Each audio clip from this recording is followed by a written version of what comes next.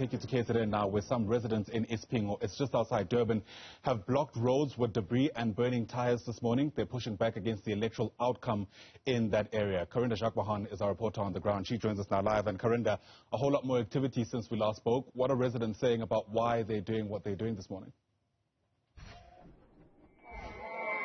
Absolutely, Ayanda. Well, this is the fire that has erupted here in Isipingo. You can see residents are extremely unhappy, but now they tell us it's because of what they say has been IEC glitches during the voter weekend and voter registration. They say that in many cases, registered voters were not able to vote at places where they thought that they had registered, but their names were not on the voters' roll. The IEC says that they have admitted that there were issues because of the short timing they had to prepare. But on the ground, residents do want to have their voice heard. I'm joined by Senzo Dladla. He's a community representative. Mr. Dladla, can you tell our viewers about why the community is protesting today? Why they're angry with the IEC? Yes. Ngicabanga ukuthi if umphakathi ubona njengamanje ushaya itotoyi njengoba uzoshaya itotoyi ingoba udinwe isystem IEC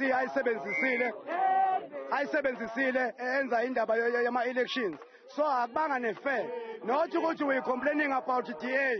So we are not complaining about DA. The DA nayo yelinye iqembu fuze liwin. But we complaining about the system that the IEC that use.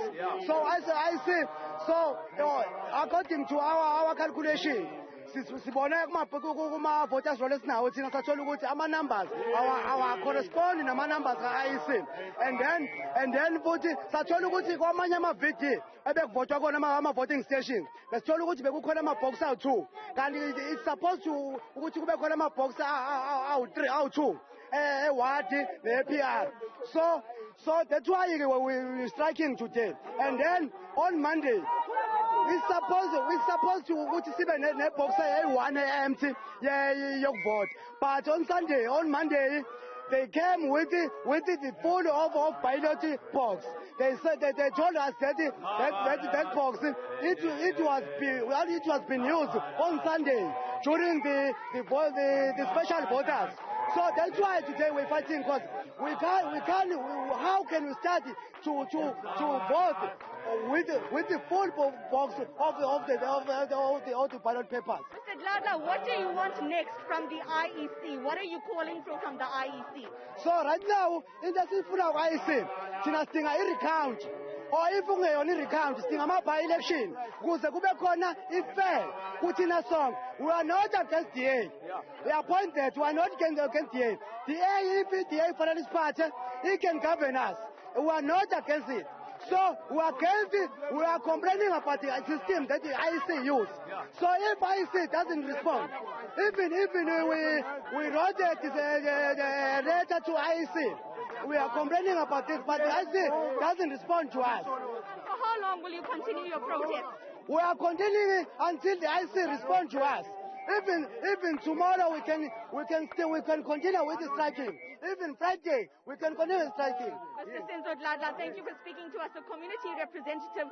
Speaking about the community's frustration with the IEC, we've seen similar protests in Itiquini's Dalton area where members embarked on a similar protest. They say that there have been several glitches with the IEC system, including that the number of registered voters were not according to their party's own list.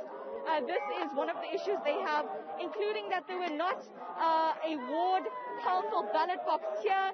They also say that they now want either a recount or for the IEC to host by-elections here. Just reminding us they're not upset with the fact that the DA has won this ward. They say that it was a democratic process. But for them, they say that this wasn't a free and fair process because they feel that the IEC's glitches has led to some issues within the system, and they want this to be resolved. They say the IEC has not responded to them. Of course, as Newzroom Afrika, we will be reaching out to the IEC in KwaZulu-Natal to hear their side of the story.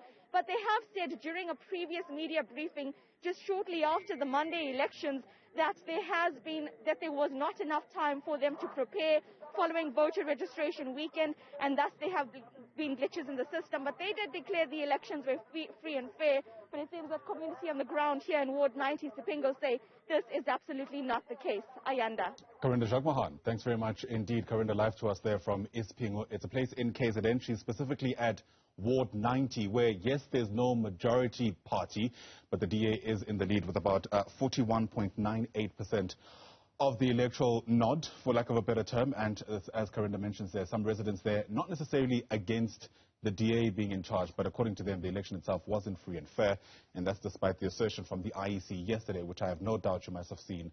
On Friday, I beg your pardon, when the IEC was speaking at the National Results Operations Center. It's a developing story, sharply on our radar. As soon as there's anything else that takes place worth your attention, we'll be live back to that region.